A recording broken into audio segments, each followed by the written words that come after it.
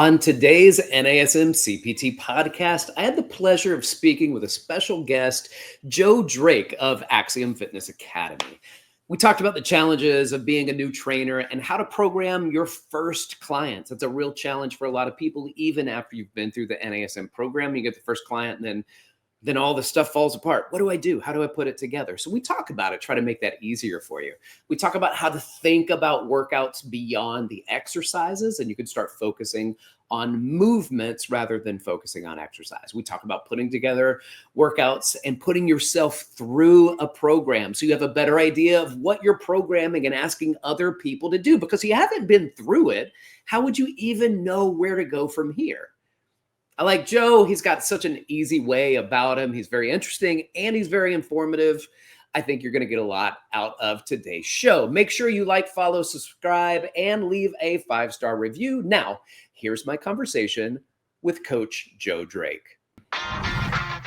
You're listening to the NASM CPT Podcast with Richey, winner of the Sharecare Emmy Award for Social Storytelling and the official podcast of the National Academy of Sports Medicine. Hey, y'all, and welcome to the NASM CPT Podcast. My name is Richey, and today I'm going to have a conversation with a friend of mine that probably comes up more than any other topic. After people are certified, people reach out to me very often, and they're asking not necessarily what's my next move in business, what is my next move in making more money. And all of those things are vital, and all of those things are important, and all those things get asked. But the number one question that I probably get asked more than anything else is, how do I put together a program? And the good news is that we've got the NASM OPT model, which is a template on how to put together programs. And so my concern isn't that you're really afraid of, I don't know what to do. It's just putting into practice something that was just a concept. It was an idea that you learned, that you memorized for the test, that you passed in the test, maybe with flying colors. You take that segment and you're like, I got all of this right. I got every single one of them. Cool. Now do it on your own. Smack. Stunned. Don't know what to do. Staring off into space. What's next? And so today, I have a friend of mine that's on the podcast who owns an education company that's a partner with NASM, and he's been doing this for years, getting the same questions. And, I put a lot of faith in this guy because he actually saw me almost die. And that, I don't know how literal that is, but almost death when we were in Thailand together. And so he was part of my rescue team that kept me alive. True story that I will not share with you on this particular podcast, but welcome my friend and NASM fitness professional, Joe Drake. What is going on? And that will be a story that sticks with me for a long time, only because there's a good outcome and we're here right now. That's right. Yeah. Because, without you and Sue Falzone, that would have been different. And honestly, if it weren't for Nick Tuminello, that told me that where we were going was only 2 stops away. And it was like a 50-minute subway ride away. Yep. So what had happened, I took too much insulin because we're about to go eat. And I went into a near insulin coma. And you guys went into fast action and helped to get some sugar in my body. And I'm here today to party with you again. So I love it, man. I love it. Awesome. Yeah. So let's talk a little bit. Do you get this question? The one, like the follow-up question after they go through your program, what do I do next? How do I start programming? So before you get into answering that question, tell everybody who you are, what you do, tell them about Axiom, and then we'll get into the follow-up question about the programming. I love it. Yeah. Programming. Gosh, it's the common one. But my name is Coach Joe Drake. I am the CEO and the founder of the Axiom Fitness Academy. Bam, repping the brand here. And we have been an NASM Partner Academy since 2014 and teaching programs like this when I was at the university as well. And I'm fortunate to get to work with aspiring personal trainers. Honestly, probably a fair amount of people, maybe even watching this podcast, are like, oh, wait a minute, that's the guy in the YouTube videos. Yeah. As we've been creating a lot of content for a while, helping trainers get through the certification. And then really, especially in the last couple of years, a lot more with this stuff on like what comes next. Because for me, that's the whole reason why I even started the Academy back in 2014, 15. At the same time, I had started my gym here in South Florida, and I just saw so many trainers, even if they passed the certification, they were kind of lost on what to do next. Yeah. Selfishly, we wanted to train them up better before they started to work for us as well. Yeah, that's And true.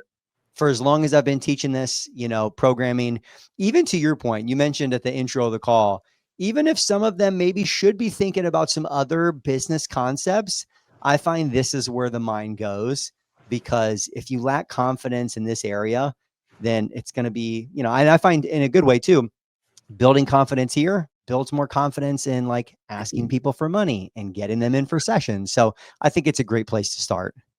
Yeah, it's a good place to start, and it's good because it really is a huge question that gets asked when they start training. It's, what do I do for my first session, and how do I get people on a program? How do I develop a program? And the real first answer in my response to it is that it's hard because you've never done it before. It doesn't matter who you are. It doesn't matter what you do. If you take something from concept and now you have to put it into application, Yeah. I'm doing it. Like, it's foreign to you. So putting something down and putting it on paper, that's the hard part. So easy thing first is just practice putting the concepts down on paper and saying, this is a workout that I'd like to do, and just create a fictitious version, or a person that that if they were to work out, this is the workout that I would do for them, and start putting together programs. But I will say this, when we do the master trainer program and we bring people in to become NASM master trainers, one of the parts that they fail a lot is they don't pass the part of programming. And one of the reasons they don't is because they try to get too sweet with the programming, too cool. This is a cool exercise. Cool Totally. exercises and programming are not the same. So give me a little concept, idea, like what's the difference between an exercise and a workout program? Yeah, I love that. And it's funny you say that too, because one of my good friends, and he's got a big social media profile as well, Coach Jason Brown, he just put up a post just, I think, today, and was talking about the coaches that he respects the most and he knows that are out there delivering great programs. It's simple, right? It really is simple. Yeah. And I think the longer that I've gone, and I'm probably only here now talking about programming because I was that person that was like, man, what are the secrets? What do these other guys and Yeah. girls know that I don't? And so I took everyone's seminar and bought everyone's books and programs. Yeah. And the further down, right, you start to collect the patterns that like good people are doing. And over time, I realized, I'm like, wow, like everyone really has their programs built off of squatting, lunging, pushing, pulling, hinging, and core, like these major movement patterns.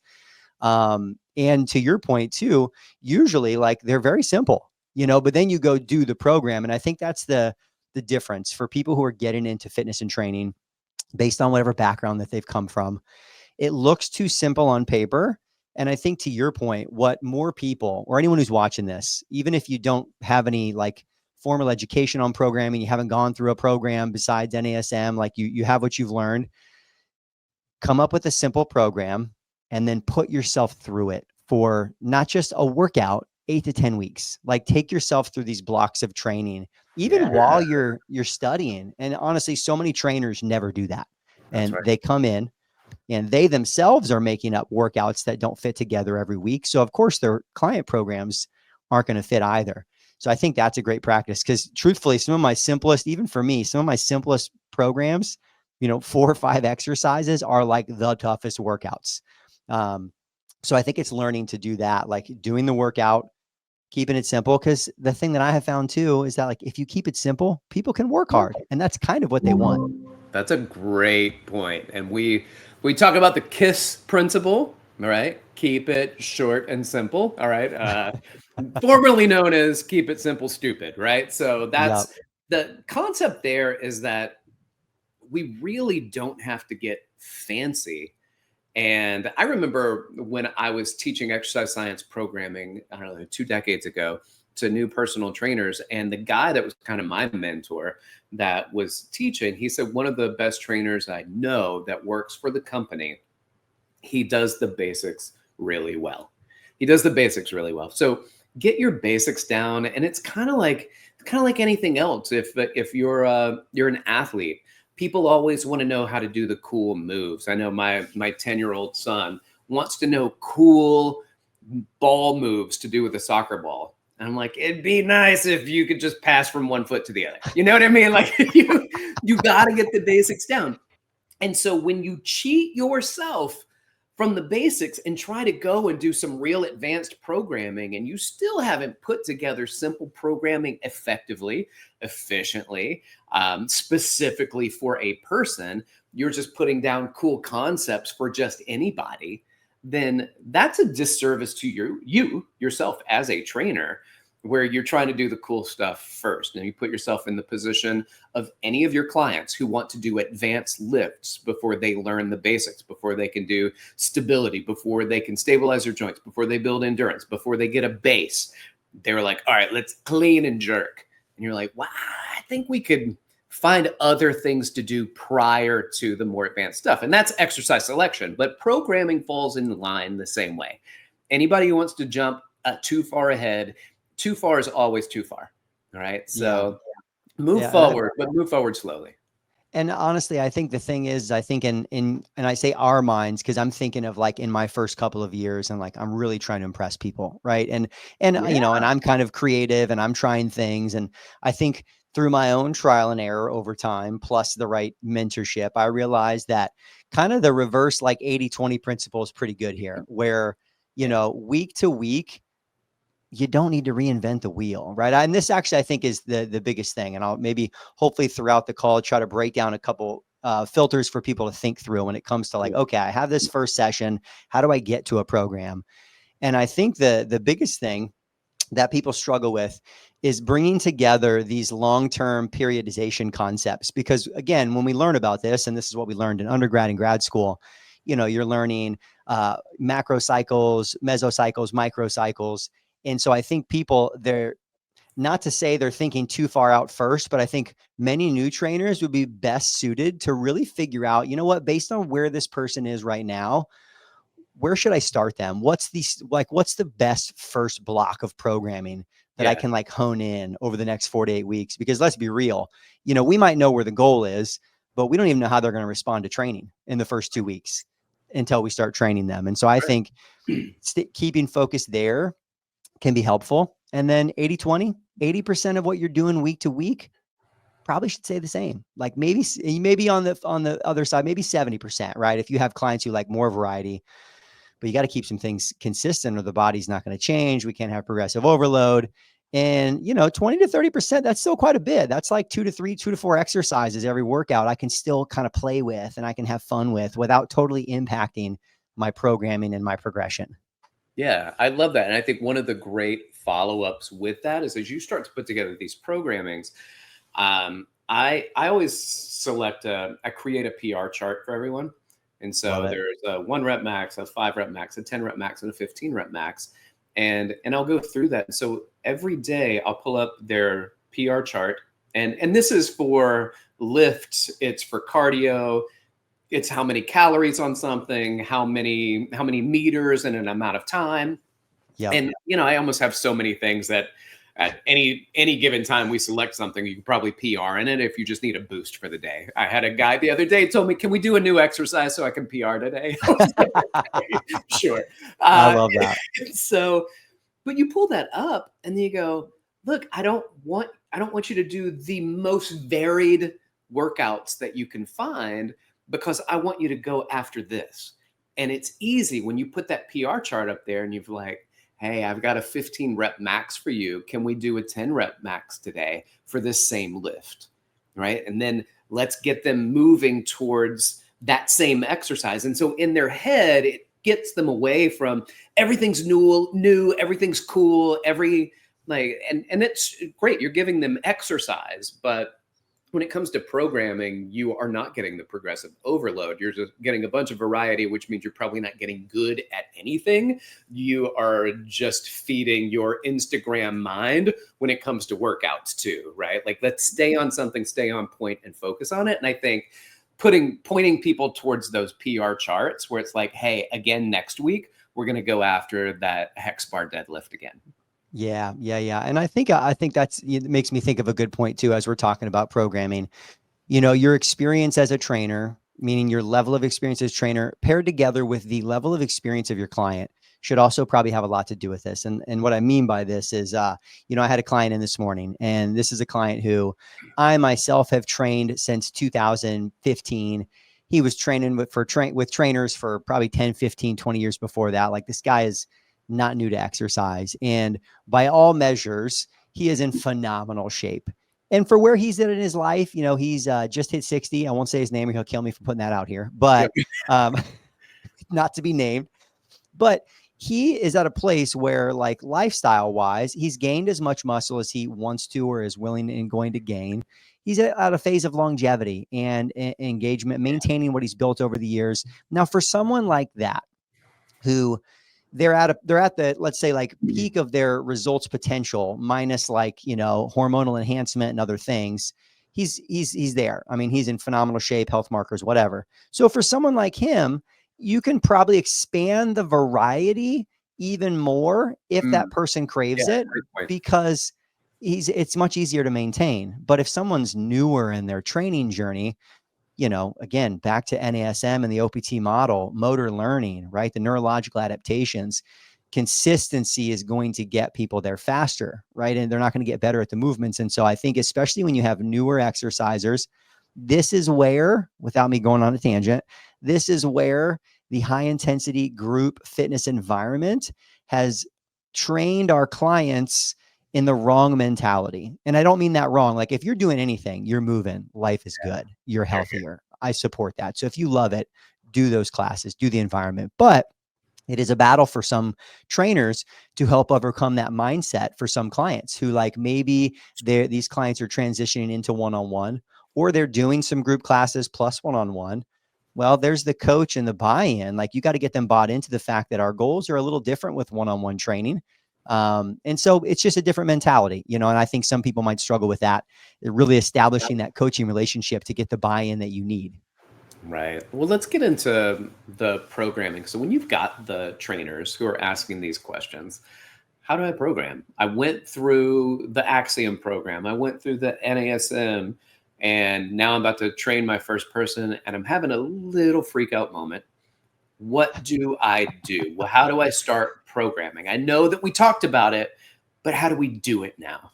Yep. Love it. Well, I definitely like to start to think about, like we mentioned, you're going to have this first session with someone, you're going to have done assessments. And in all reality, probably in my opinion, your first 2 weeks of training, you're still learning about this person. But what we're trying to craft after this first session is essentially like our first block of programming. And we know where we want to go, right? We're still thinking 6, 8, 12 months down the road, whatever the big goal is. But we need to start and see how they respond to training. And then that's going to give us better indication of what our cycles, I believe, are going to look like as we go months in. But I think starting there is best. And really, for me, it all comes down to decision-making. Programming is decision-making. And I think a lot of trainers come into this next step without really like a step-by-step process. And I call this process confidence. You have a lot more confidence in your programming and your outcomes, probably in anything in life, if you know you're following a repeatable process that, like, others have also done. And so the way that I look at this is there's just a couple of initial decisions we have to make. First one, before we get into anything, in my opinion, about frequency, exercises, acute variables, whatever, none of that matters at all yet until we identify frequency, right? First thing is frequency. Based on someone's goal, their life, all these things, where are we starting? Are we 2 times a week? Are we 3 times a week? Yeah, I think that's the first thing we have to establish. And from your experience, you've been training a little while, right? couple years now. How often are most clients going to train? I would say the average person is twice a week, but I have twice a week more than any, then once a week, and then a few 3-time-a-weekers where I'm like, nice. 3 times a week. Yeah, right? yeah, But two yeah. It's times like a week it's a is not. sweet spot if you can get Yeah, 3. But yeah, 2 or 3 times a week. And so I think this is where, again, even programming, people come in with their own experiences, and there's a lot of ways of doing it. But the way we teach programming, I talk about it, and I think a lot of great coaches would probably agree, with some exceptions. Probably 80% of your clients training twice a week. If they're not going to be strength training outside of you, I can't imagine not doing full body or some version of agreed. full Yeah, body. And so I think that's the first piece. But whatever, first we got to figure out frequency. And then the second decision is like, okay, based on how often they're working out, how am I going to break this up? And there's nothing wrong at all with breaking up muscle groups, right? I mean, I think that more of the bodybuilding mentality, that's how I got into training. But I don't find it to be that helpful unless someone's training 4 days a week or more, or they're a little bit more experienced. Versus the way, we like to talk about it is more thinking about the movement categories first. Because if we can think of, in the NASM material, the 7th edition talks about this, squatting, lunging, pushing, pulling, hinging, the primary movement patterns that pretty much everyone should do with different volumes and variations. That alone, all of a sudden now we've pretty much got like these 6, 5 to 6 primary movements. I use core instead of like rotation or locomotion that others might use. And that becomes the block, like the building blocks of our program. And if we do that, you're going to train all the muscles, right? So I think it's not really either or, they're kind of the same thing. But I think when it comes to understanding programming and progression, the movement categories end up being more helpful, because now we can start to think about each movement is like a skill-based journey that I'm going to take you on, from wherever you need to be right now. Maybe right now it's a goblet squat, but maybe that journey is going to lead us to a safety bar squat down the road, and so I think it gets people thinking differently about like, oh, okay, wow, there's this other thing that's happening. There's the program we're doing, but then each individual movement pattern is a skill set that has to be developed. You know what I'm saying? And I think that's different for people to look at and think about. So I think you start with frequency. We break it down into figuring out what is our split going to look like. And then from there too, like what are the movement categories I'm going to prioritize? And this is different for a lot of our students, because at this stage, we're still not even talking about exercises. I don't care if it's a back squat. I don't care if it's a hack squat, right? Like right now, we're just talking about the pattern. How often should they be doing this pattern based on how they move and their goals? And so I think then the cool part is like what we start doing, even at just these 3 layers, is all of a sudden you start creating these relatively flexible templates, where it's like, okay, if I have clients coming in and they're going to train twice a week and they're a relatively beginner client, all of a sudden over time, if you're thinking in this way, you start to create a couple of templates and you're like, just about anyone could fit in here. And so to me, true. the individualization really is like exercise selection. Am I doing supersets or single sets or triplexes? Am I doing, volume, exercise variations? There's so much individuality in that. But I wish someone gave me some templates like that early on, because I was like, wow, I would have saved a lot of time. Yeah, yeah. Well, that's the other thing too. When you look at people who do a lot of online programming, anybody that starts with them, it's basically here's the template for the first one. And then if there's any individualization, it's like, okay, I know this person has a left shoulder issue. So then you just change the template to address the left shoulder issue, right? So we're going to avoid certain exercises, maybe do a few different exercises for that. Somebody hates a particular exercise. You go to the template, remove that, put something else in there that they'll tolerate, and then provide the workout. So when you do programming, kind of very much the same. There are templates that you go through and then you adjust the template. Well, what about individualization? It is individualized. It's based on what you like and you don't like, because I don't want to give you things that you hate, but I am going to gear you towards some of the basic things. And then I am going to ask that we do this exercise pretty regularly, so it doesn't change very much from one day to the next, unless I get somebody, and this is true, and I'll do it, if somebody's very specific, like I just want to be a variety of exercises, and I'll try to be like, hey, in order for us to get better at one of them, we got to keep practice. So I'll have them pick one exercise for us to get better at, and then I'll give them variety. Because again, I'm giving them what they want. And I know that there are some elitists out there that are like, no, they got to train your way. Like, what's the best way? And train them. And I'm like, I'm trying to also give people what they want. but my Totally. programming follows that suit, right? And so then I adjust it based on, how much weight they can lift, if they're doing an endurance or non-endurance, if they're, in stabilization, or if they're doing hypertrophy. And some people's hypertrophy and stabilizations are going to look very similar. And you have a lot of different goals. And by the time you get to the goals and you hash it all out, you can still do very similar workouts with them. So Yep. your individualization doesn't mean take time to write a unique program every single time. It is the template together, which I always still, after 20 something years of training, NASM's OPT model is still my template that I tend to go with. Now, it's not always as strict all the time, but it's the template I go with. So Yep. finding that template, and the more you learn, the more you incorporate, you can start adding that into your programming. Love it. Love it. Yeah. And I think that's the thing. I think, to your point, the best program is one that someone sticks to, right? So Yeah. it's like you got to find this sweet spot between like perfect physiological programming and the person in front of you. And if you're anything like me, sometimes that takes a little while to fine tune, right? You're figuring out Sure. how much variety does this person like versus consistency. There's definitely just different personality types. I mean, I have some clients that they would not care if nothing changed in our Monday workout, but they saw their weights increasing. And I have maybe some others who would be like, we've been doing these goblet squats for a couple of weeks. Can we try something else? And like, to your point too, like, I like that feedback. I'd rather someone tell me. But at least the nice thing is, though, if you start to think, and this to me is maybe the biggest small, super simple light bulb for new trainers, is thinking in movement categories and then executing in exercises. Because then what you'll find is, like, maybe if anything, like, your Monday structure can stay pretty consistent for 4 to 6 weeks, this little block. And then week to week, maybe if anything, let's just say you have someone who, like, enjoys trying new things. They're more of a variety seeker in life. Maybe they do take some group classes, some Pilates class, whatever it is outside of you.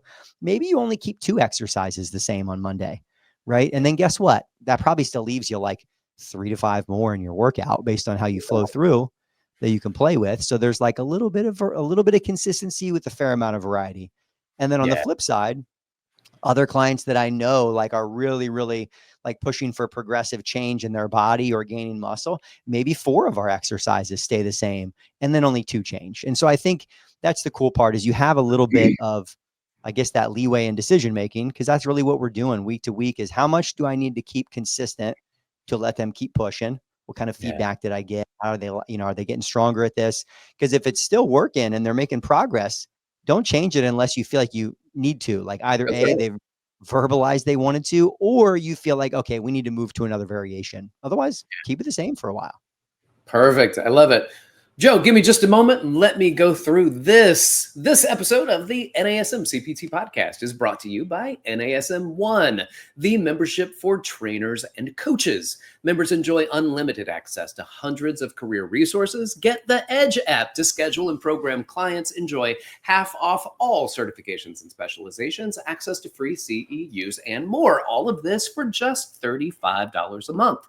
Go to nasm.org/membership to learn more about NASM One. All right. Love that. And if Oh, you don't sorry. Go mind, ahead, please. no, I was just going to say, I'll give you guys my NASM One plug, because I've got a couple of detailed sessions on these exact topics that are going up soon. So if you're watching this and you're like, man, I like this, but I would like to learn more, check it out. What? Oh, this is pretty exciting. So that's going to be a part of the NASM One. So if we go through there's already, as right now, I have some stuff on there, like basic programming, like for those who aren't super familiar with just how to think about movement categories as like a skill-based progression. I've got a few sessions on there that are like foundational. And then I just finished up doing some pretty in-depth, like walking people through exact programs and templates and other stuff that's very much related to this. So I think I didn't know that was going to be on there, but perfect timing. Oh, excellent. Excellent. So here's the thing, guys. NASM One is like an extraordinary resource. It's got articles and videos and people who are well established in the industry, like Joe Drake, that are putting together content. And so it's just like unlimited amounts of reads on topics and concepts when it comes to personal training. So the $35 a month gets you a discount on all these certifications and specializations, so you can get discounts on that. But what comes with it outside of that is, assistant on actually how do you program. Here are articles on programming. Here's the NASM Edge app, where you can actually put together programs in an app and then send that to clients and train remotely and things like that. So it's a cool opportunity to consider, as that goes from a plug into an extended commercial, and not meant to be. It's just like, if you are looking on, I'm trying to figure out how to do this better, that's what that whole platform is for. It's just a lot of content that we're amassing through well-established coaches throughout the training world that can put this content together. Speaking of coaches throughout the training world, Joe, I don't know if I told you this, but a few years ago, not last year, year before, I had the opportunity to go to Serbia to speak at a conference. And one of the guys walks up to me and he's like, "Oh, hey, that was a great course. I really appreciate it." He goes, Do you ever follow that guy, Joe Drake? Do you watch Coach Joe Drake? I watch his videos all the time. You have fans in Serbia, bro. You have fans in Serbia. Yeah. Let's go. I love it. Hey man, YouTube University, baby. I mean, if you want to learn anything, it's like, there's never been a better time. However, I will say I am encountering more and more the challenge for trainers, especially, is just, there's so much out there. They just don't even know, like, who do I listen to? How do I put it all together? And I think that is the challenge. That's where figuring out some more consistent processes and filters will help you gather more new info and figure out how it all fits in. So I get it. I know it's challenging. Joe, I think that's a really important thing that you bring up. So for instance, for people who finish their NASM and then they're working at a gym, and the gym's not necessarily like, we only hire NASM people, or they have maybe a different way of training, and that's totally cool, but it's very confusing for an NASM trainer. That you've gone through a training protocol and this is a template that you can follow. And then all of a sudden, somebody at some other gym goes, "Oh, I don't train that way. I don't do it that way. I do it this way." And now you're being torn from, this is what I learned and this is what I'm being taught. What do I do now? How do you balance that?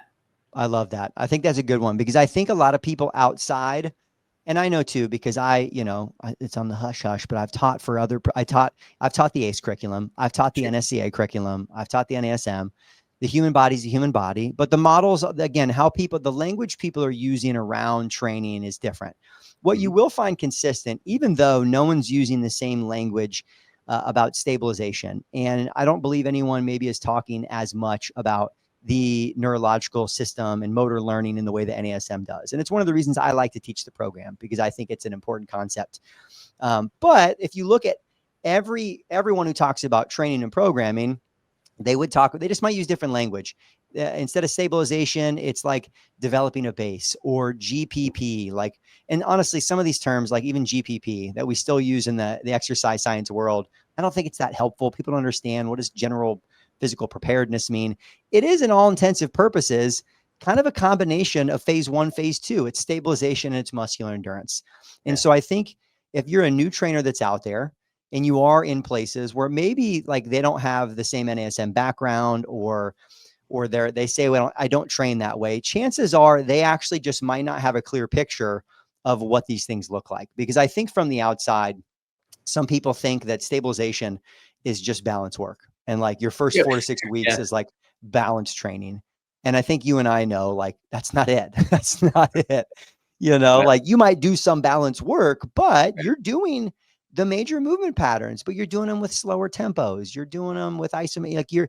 So I think that's the thing too, is I think if you've gone through the NASM curriculum and you want to be a great trainer, which I know anyone watching this wants to, you just got to understand that maybe the language is a little different. But I don't think anyone would argue with new clients coming in. And honestly, even for me, even if they've been training on their own, but they haven't been training with me, and I know that's different. And so chances are I'm going to slow everyone down for the first 2 to 3 weeks, slow them down, optimize movement patterns, improve exercise specific flexibility. Like, this is stabilization training. Those are the goals of, stage 1 of the OPT model. And then even on the other side where it's like, well, Joe, like, you know what? They don't believe in correctives. And you might be like, well, it's not Santa Claus. It's not whether or not you believe in, it's just, it's like, it's doing some focus strengthening. And that really, like, I think that's the caveat. People, the language they get caught up on: overactive, underactive, corrective exercise, their activation exercises, right? So it's like, if someone has these things to work on, well, like, you just still make sure, like, I'm going to plug in my warm up a couple of focused mobility moves to get them moving better, a couple of activation exercises to get them stronger in the right areas, and then I'm going to make sure I choose the right exercises for how they move. In many ways, I think that is like more layman's terms of the model and the approach. But I think people, they need a little help connecting that in between. And I think that the newer trainers need help understanding, like, how can I still not stray from the OPT model principles, but also like make it fit within the system I'm in. And then I think those that are outside of this bubble, they don't really know, because they haven't gone through all the certifications like you and I, to know that for the most part, there's a lot more similarity than there is difference. That they also don't know. They're like, oh, I'm actually doing that too. I just don't call it that same thing. Yeah. Yeah. And people always focus on the differences, not the similarities. And then they get mad about it. Like, I don't do that. That's stupid. And it's funny because you probably do it. It probably is something that you incorporate. You just have a different name for it. And if you don't do it, doesn't mean that you're wrong for not doing it. Doesn't mean that if you follow this template, that is the ultimate thing to do. It's just that whatever we do, we have reason, rationale, and evidence that leads us to what it is that we choose. Now, I'll also say NASM is a very big certification, and usually it's the big ones that people pick on. And so there's a lot of saber rattling where you'll get people that are like, claim to be anti-NASM because all you do is stand on one leg and all you do is this. I'm like, that's not all we do. It's the part that we do that you don't like, and it's the only part you focus on. Not all the other stuff that we do. And if you want to incorporate Olympic lifting because you love Olympic lifting, so I'm not that guy, Olympic lifting falls within the model. It's just make sure you build up to it in a systematic, progressive way, instead of just saying, hey, welcome to training. This is what we're going into. Same thing goes with bodybuilding, right? You want to be a bodybuilder, but you don't want to stand on one leg, or I don't want to do this thing on a stability ball. All of those are just tools. They're just a means of training. The difference is it generally, because of NASM's programming, we provide things that other people don't provide, as opposed to being exclusionary. We include a lot of stuff. It's actually a very detailed, very inclusive model, as opposed to Olympic lifting, which is Olympic lifting, and that model, which prepares you, and they'll go through stabilization type training and building and endurance before you get into these big, segmental progressions that allow you to flow through a bigger movement. All of it makes sense. It's just, this is the model. This is what makes sense to me. I tell people that I work for NASM not because they're the ones who decided to pay me and then I changed my head to work for them. It's like I fell in line with NASM and then I applied to work for NASM because I like what they teach and how they teach. And so that's where my base is. Now, is it the only certification I have? It is not. In fact, not only do I have more than this certification, I also have higher education. I have college and college again and college again. Too much. It's ridiculous. But with that being said, even with all the learning that I've done, this programming is still my base. And it's just, I can apply a lot more to it. And I think that's the other thing too, is I think that, and what I find, I mean, again, even at Axiom, we work with a lot of career changers, which I think is actually, as I've now spoken with NASM too, it's a big segment of the industry. A lot of people who are falling in love with fitness and they're getting into it in their 30s, 40s, and 50s. And I think it's amazing because I already know many of them are going to make great trainers. But it's always funny to me too, because, they're learning a new skill and they're very smart in other areas of their life, and then fail to maybe know. And this is the thing that maybe people might not pick up in the material that holds them back. And this is what I try to talk a lot about with programming, is that even the acute variables, they're not black and white. They're not black and white. They are a guide. They're our starting point. But the reason I say this is because this might relate well to someone who's listening, who maybe they are at a facility and maybe like, people don't follow the same model and they're like, they have some different thoughts around it. And maybe one of those is even like people get really caught up on reps. Like somehow you go from one rep scheme to the next, and there's no way you're training this versus that, when in fact, it's very much a sliding scale. And so let's just say like you got a new client coming in, even if you weren't to call it stabilization of the OPT model, with your major exercises, your squat, your lunge, your push, your pull, your hinge, some of your big compound moves, even if you were only with those moves, were to just slow them down. And I say that too, even if it's not the 4-2-1 tempo, but what if it's like, 3-1-1? Chances are you're probably going to get some stabilization benefit, even if it's not the exact same.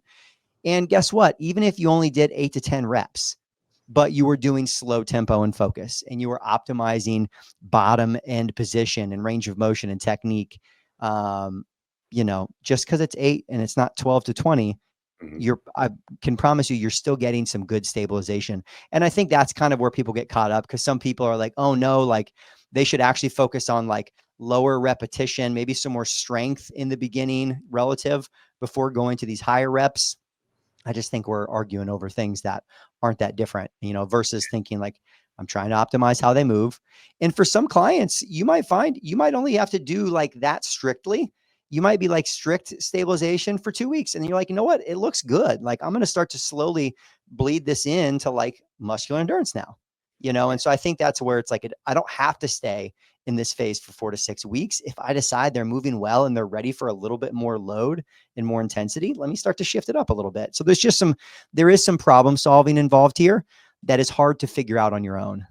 Yeah. And I think you're right. It's this constant questioning, because they question, well, what if I have a client that, and there's this whole series of if then, right? So if I do an if then series and that person doesn't immediately line up with this type of programming because maybe they've done it, maybe they've been through this, what do I do? And I'm like, well, the same thing that you do if they had already been through that part of the program. What's next if you had written the program? So if they're familiar with it, it's going to take a couple of sessions to figure out who they are, where they are, what they're capable of. And then you start putting together a program based on their goals, their needs, and their wants, and your assessment of what they're capable of doing. And you got to meld that together. So it can't just be, this is what they want to do, but it's not what they need to do in order to get what they told you their stated goal is. So I'm not opposed to doing things that people like and want to do. And in fact, I think that we should kind of always give them a chance to do the things that they like in a workout, but then you call on me for the things you need to help you get to your goals. And that's when I say, cool, it can't be everything that you like, because otherwise we'd just be sitting on the couch watching Netflix. So like we have to do things that you need to do. There's a give and take happening here. Yeah, that's great. Yeah. And that's where, I mean, for anyone listening too, especially even if you're in your certification process and you just love Rick Richey, which is, I know why you watch. I get it. He's entertaining and funny and he's handsome. But I would say like, don't wait on this whole concept of imposter syndrome and I'm not confident. The only way to get confident is just by doing it. That's it. Amen. It's like exposure therapy. So, find 2 or 3 people in your life that will just let you start programming for them for free. Do it for free. You just need experience. Do it for yourself. Follow it for 8 to 12 weeks. Like that alone, you'll be like, oh, I'm going to figure some things out, and like, you're going to be a little further along. And if you want to keep it like crazy simple, I'm just throwing it out there, very general, but like client twice a week, order it however you want, choose the movements you want, squat, lunge, push, pull, hinge. That's most of your workout. Just hit one version of the major movement patterns, maybe plus like a core exercise or whatever. That's going to give you about 6 exercises per workout, which is about what most people are going to do, somewhere between 5 to 8 based on how well they move. So you got some room for some fun in there too. And just, choose versions for like where they are right now. What do you think they can move well with as far as the exercises? What can they train, with some relative intensity on these moves based on what you figured out from them, and do that for Monday, and then do the same for Wednesday, but feel free to choose different variations. If you did a kettlebell RDL on Monday, maybe you're doing like a slightly wider stance kettlebell sumo deadlift on Wednesday, or a hex bar deadlift, or a different hinge, like a hip thrust. Like, I mean, you can just, and right there, all of a sudden, like you've got the skeleton of a very sound program, at least a good place to start, and then ask for feedback every session. What'd you like? What'd you not like? What felt good? What'd you struggle with? And a couple weeks in, you're going to probably have a pretty good program you could stick to for 4 weeks and start to make some good progress. Oh, that's perfect. Coach Joe Drake, thank you so much, man. I really appreciate it. I want to be aware of your time, and also I have to go pick up my son soon. So we're going to start to wrap this particular episode up. And this has gone longer than a typical episode, and they usually do when I have guests, because it's just so fun to have conversations. But with that being said, give a final synopsis of what we're talking about today, and then how can people find you, follow you, reach you, all of that stuff? Love it. Love it. Love it. Love it. Well, I mean, I think the biggest thing is that good programming is not the same as random exercise selection. And I think that for me, if anyone listening could take away one thing, at least one thought process to start to use as they're sitting down to make these programming decisions, is base it and start to think about movement patterns. It's how the body was designed to move. It's going to make your programming a lot more flexible, right? Day to day, someone shows up. Maybe you're going to do goblet squats and their back's feeling a little funky. So you shift over to the leg press without changing the entire thing. So I find it's very flexible for clients. It's also very flexible for trainers. And it's just one small little shift without changing everything that I think can put you guys on a better path. And then beyond that, I would say it's like, then just start doing it. Start doing it. Stick with it consistently yourself, try these things. And if you're not quite sure, the other thing I would say is don't be afraid to get out there and invest in your own program. There are great people. And if you don't know who they are, I'm happy. I'll send you some, right? There's really good coaches out there where you can learn program by doing it yourself. And that's something I've been doing for years and years now, is getting inside of other people's programs. So I think that's a great thing.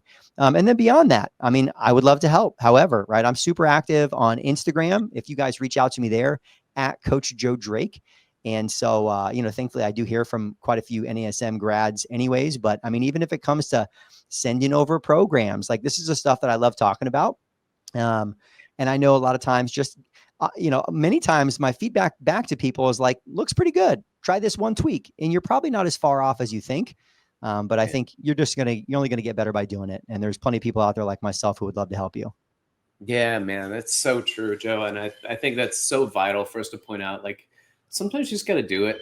You just got to do it. And listen, I feel this way. I'm sure you do too. If I could go back and look at some of my programs that I did for people 20 years ago, I'd be like, hey, right, you're going to do that too, right? So as long as you are taking care of them, look, number one thing when it comes to training is don't get hurt, right? We don't want to hurt anybody.